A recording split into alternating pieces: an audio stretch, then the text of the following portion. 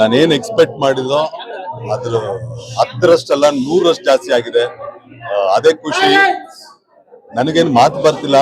ಅದೇನೋ ಹೇಳ್ತಾರಲ್ವಾ, ಏನೋ ದೊಡ್ಡದಾಗಿ ಮ್ಯಾಜಿಕ್ ಆಗೋ ತರ ಇದೆ. ಈ 14 ವರ್ಷದ ಶ್ರಮ ಯಾಕೋ ಒಂದೇ ಸರಿ ಬ್ಲಾಸ್ಟ್ ಆಗೋ ತರ ಇದೆ. ಈ ತರ ರೆಸ್ಪಾನ್ಸು, ಈ ತರ ಇದು ನಾನು 14 ವರ್ಷ ನಾನು ನೋಡಿಲ್ಲ. ಇನಾಮಿನಸ್ಲಿ ಎಲ್ಲಿಂದನೂ ಫೋನ್ಸ್, ಎಲ್ಲ ಕಡೆಯಿಂದನೂ ಫೋನ್ಸ್, ಸಿನಿಮಾ ಸೂಪರ್ ಇದೆ ಅಂತೆ, ಸೂಪರ್ ಇದೆ ಅಂತೆ, ಸೂಪರ್. ಅದು ಕೇಳ್ತೇನೆ, ನನಗೆ ರಿಯಾಲಿಟಿ ಚೆಕ್ ಆಗ್ತದೆ. ರಿಯಾಲಿಟಿನ ಓಕೆ, ನನ್ನ ಸಿನಿಮಾಗನ್ನ ಹೇಳ್ತಾರೆ. ಯಾಕಂದ್ರೆ ಎಷ್ಟೊಂದು ಶುಕ್ರವಾರ ಇದನ್ನ ನೋಡಿರೋದು, ಎಷ್ಟೊಂದು ಈ ಕ್ಯಾಮ್ರಾ ಫೇಸ್ ಮಾಡಿದ್ದು, ಈ ದಿನಕ್ಕೋಸ್ಕರ ಇಷ್ಟು ಕಾಲ್ಸ್ ಬರ್ತಿದ್ರೆ, ಮಗ ಸೂಪರ್ ಆಗಿದೆ ಅಂತೆ, ಸಿನಿಮಾ ಸೂಪರ್ ಆಗಿದೆ, ಗಾಂಧಿನಗರ ಟಾಕ್ ಎಲ್ಲ ಸೂಪರ್ ಇದೆ, ಆಡಿಯನ್ಸ್ ನೋಡಿದವರೆಲ್ಲ ಅದನ್ನ ಅಂತಿದ್ರೆ ಏನೋ ದೊಡ್ಡ ಮ್ಯಾಜಿಕ್ ಆಗುತ್ತೆ ಅನ್ಸುತ್ತೆ. ನನಗೆ ಗೊತ್ತಿಲ್ಲ, ಅಂದ್ರೆ ಏನ್ ಹೇಳಿದ್ರೆ ಗೊತ್ತಿಲ್ಲ. ಕೆಲವರು ಬರ್ತಾರೆ, ಅಣ್ಣ ನನ್ನ ಹುಡುಗಿ ನೆನಪಾಗ್ಲು ಅಂತಾಳೆ, ಬ್ರೇಕಪ್, ನಂದೇ ಬ್ರೇಕಪ್ ಸ್ಟೋರಿ ಅಂತಾರೆ, ನನ್ನ ಸ್ಟೋರಿ ಅಂತಾರೆ. ನಾನೇನೋ ಊಹೆ ಮಾಡ್ಕೊಂಡು ನನ್ನ ಸ್ಟೋರಿ ಬಂದಿದ್ರೆ, ಬಟ್ ಈಗ ಗೊತ್ತಾಗ್ತದೆ ಎಷ್ಟೊಂದು ಆಡಿಯನ್ಸ್ ಬಯೋಪಿಕ್ ತೆಗ್ದ್ಬಿಟ್ಟಿದ್ದೀನಿ ನಾನು ಅಂತ.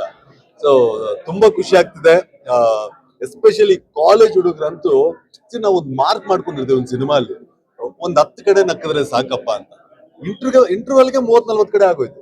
30-40 ಅಂದ್ರೆ ನಾನು ಉತ್ಪ್ರೇಕ್ಷೆ ಅಲ್ಲ, ಇದು ಏನಾದ್ರು ಓವರ್ ಡೌ ಮಾಡ್ತಿಲ್ಲ. 30-40 ಕಡೆ ಇಂಟರ್ವಲ್ ಬಿಫೋರ್ ಆಗೋಯ್ತು. ಅಂಡ್ ಎಸ್ಪೆಷಲಿ ಇಂಟರ್ವಲ್ ಒಂದು ಪೀಕ್ ಮೂಮೆಂಟ್, ಆ ಟಾಯ್ಲೆಟ್ ಸೀನ್ ಒಂದು ಬಂದಾಗಂತೂ ನಿಜವಾಗ್ಲು ಆ ಸೀನ್ ನಾನು ಫಸ್ಟ್ ಬರ್ದಿದ್ದೀನಿ ಸಿನಿಮಾಗೆ. ಅಷ್ಟೇ ಕಿರ್ಚ್ತಾ ಇದ್ರೆ, ಎಸ್ ನಾವ್ ಅನ್ಕೊಂಡಿದ್ವಲ್ಲ, ಒಂದು ಪ್ಲಾನ್ ಹಾಕಿದ್ವಿ.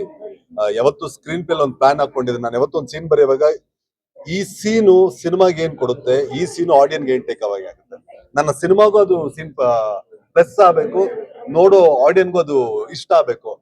ಎಲ್ಲವೂ ಇಷ್ಟ ಆದಾಗ, ಅದೆಲ್ಲವೂ ಲೈನ್ ಲೈಟ್ ಬಂದಾಗ, ಅದೆಲ್ಲವೂ ಸೂಪರ್ ಆಗಿ ಅನ್ಸ್ತಾ ಇದ್ದಾಗ, ಎಸ್ ಈಗ್ಲೂ ಹೇಳ್ತಾ ಇದೀನಿ, ಏನೋ ದೊಡ್ಡದಾಗಿ ಮ್ಯಾಜಿಕ್ ಆಗುತ್ತೆ ಅನ್ಸುತ್ತೆ. ನನಗೆ ಮಾತು ಬರ್ತಿಲ್ಲ. ಬಿಕಾಸ್ ಅಷ್ಟೊಂದು ಕಾಲ್ಸ್ ಬರ್ತಿದೆ, ಅಷ್ಟೊಂದು ಮೆಸೇಜಸ್ ಬರ್ತಿದೆ. ಇನಾಮಿನಸ್ ಪ್ರತಿ ಸಿನಿಮಾ ಆದ್ಮೇಲೆ ಇಂಟರ್ವಲ್, ಚೆನ್ನಾಗಿದೆ ಗುರು, ನೋಡೋಣ ಗುರು, ಇದು ಹಂಗಿದೆ ಹಿಂಗಿದೆ ಅಂತಿದೆ. ಈ ಸಿನಿಮಾ ಅಂತೂ straight away blockbuster review ಕೊಡ್ತಿದ್ದಾರೆ. Straight away there is no one point negative or one dot, ಒಂದು ಕರೆಕ್ಷನ್. ಪ್ರತಿ ಸರಿ ನನ್ನ ಫ್ರೆಂಡ್ಸ್ ಹೇಳಿರಲ್ಲ, ಇದು ಹಿಂಗಿದ್ರೆ ಚೆನ್ನಾಗಿರುತ್ತೆ, ಹಂಗಿದ್ರೆ. ಈ ಸಿನಿಮಾಗೆ ಏನೋ ಗೊತ್ತಿಲ್ಲ, ಯಾವುದೂ ಇಲ್ಲ. ಇನಾಮಿನಸ್ಲಿ ತುಂಬಾ ಇದಾಗ್ತದೆ. ಇಲ್ಲೂ ಅಷ್ಟೇ ಹೈದರಾಬಾದ್ ಇಂದ ಕಾಲ್ಸ್ ಬರ್ತದೆ. ಈಗ ತಾನೇ ರಾಜು ಕರ್ಕಲ್ ಅನ್ನ ಮಾಡಿದ್ರು, ಈ ವಾರ ನಮ್ದೇ ಟಾಪ್ ಅಲ್ಲಿ ಇದೆ, ಬಾ ಬಾ ಬಾ ಬಾ ನೀನ್ ಬಾ ಅಂತಿದ್ದಾರೆ. ನನಗೆ ಗೊತ್ತಿಲ್ಲ ಎಲ್ಲಿ ಹೋಗ್ಬೇಕು, ಏನ್ ಮಾಡ್ಬೇಕಂತ ಗೊತ್ತಿಲ್ಲ. ಅಂಡ್ ಅಫ್ಕೋರ್ಸ್ ನಾನು 13 ಸಿನಿಮಾ ಇಲ್ಲಿ ಮಾಡಿದವರು, ನನ್ನ ಫಸ್ಟ್ ಶೋ ಇಲ್ಲಿ ನಡೆದಿದ್ದು, ನಾನು ಹೀರೋ ಆಗಿ ನಾನು ಇಲ್ಲಿ ಇರ್ಬೇಕು, ಇಲ್ಲಿ ಬಂದಿದ್ದೀನಿ, ನನ್ನ ಪ್ರೇಕ್ಷಕರ ಹತ್ರ ನಾನು ಬಂದಿದ್ದೀನಿ.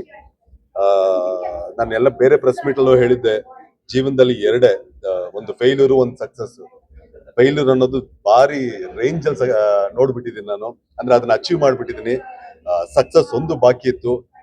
ಈಗ್ಲೂ ಹೇಳ್ತೀನಿ, ಏನೋ ಮ್ಯಾಜಿಕ್ ಆಗಿ ಅದನ್ನು ಅಚೀವ್ ಮಾಡೋ ತರ ಕಾಣಿಸ್ತಿದೆ ನನಗೆ. ಆ ವೈಬ್ ಕೊಡ್ತೀನಿ ನಾನು. ಎಸ್ಪೆಷಲಿ ಪ್ರೆಸ್ ಅವ್ರು ನನ್ನ ಹತ್ರ ಬೆಟ್ ಹಾಕ್ತಿದ್ದಾರೆ, ನೀನ್ ನೋಡು ನೀನ್ ಮಂಡೇ ನೋಡು ಅಂತಿದ್ರೆ ನನಗೆ ಯಾವಾಗ ಮಂಡೇ ಬರುತ್ತಪ್ಪ, ಯಾವಾಗ. ನನಗೆ ನಮ್ಮೂರೇ ಹೇಳ್ತಿದ್ರೆ, ನನಗೆ ಎಷ್ಟೋ ಜನ ಇಲ್ಲೇ ಇದ್ರೆ ನನಗ್ ಬೆಟ್ ಕಟ್ಟಿದ್ರೆ ನಾನು ಮಂಡೇ ಮಾತಾಡ್ತೀನಿ ಸರ್, ಮತ್ತೆ ಆ ಮಂಡೇ ಮಾತಾಡ್ತೀನಿ ನೋಡಿ. ದಿಟ್ಟ ಅಂದ್ರೆ ನನಗ್ ಧೈರ್ಯ ತುಂಬ್ತಿದ್ದಾರೆ, ನನ್ಗೆ ಕುಗ್ಗಕ್ ಬಿಡ್ತಿಲ್ಲ. ಇಲ್ಲ ನನಗ್ ಧೈರ್ಯ ತುಂಬ್ತಿದ್ರೆ ಅದು ಅನೀಶ್ ಉಳಿಸ್ಕೊಂಡಿರೋ ಪ್ರೀತಿ ವಿಶ್ವಾಸ ಅಂತ ನಾನು ಭಾವಿಸ್ತೀನಿ. ಅಂಡ್ ಎಲ್ಲ ನನ್ನ ಕನ್ನಡ ಪ್ರೇಕ್ಷಕರಿಗೂ ಹೇಳೋದು ಒಂದೇ, ಪ್ರತಿ ಸಿನಿಮಾ ಅವ್ರು ಹೇಳೋದೆ, ಬಟ್ ಈ ಸರಿ ಅನೀಶು ಹೊಡೆದಿದ್ದಾನೆ. ಬಂದು ಸಿನಿಮಾ ನೋಡಿ ಕಂಪ್ಲೀಟ್ ಎಂಜಾಯ್ ಮಾಡ್ತೀರಾ. ನನಗೆ ತುಂಬಾ ಶೋರ್, ಇವತ್ ನೋಡಿರೋ 1000 ಜನ ನಾಳೆ 10,000 ಜನ ಕೇಳ್ತಾರೆ. ನಾಳೆ ಐಲ್ ಬಿ ಸೀಯಿಂಗ್, ಏನಂತಾರೆ, ಎಲ್ಲೋ ನಾಳೆ ಶುರುವಾಗುತ್ತೆ ಅಂತೀನಿ. And thank you so much ಎಲ್ರು ಬಂದಿದ್ದೀವಿ. Thank you.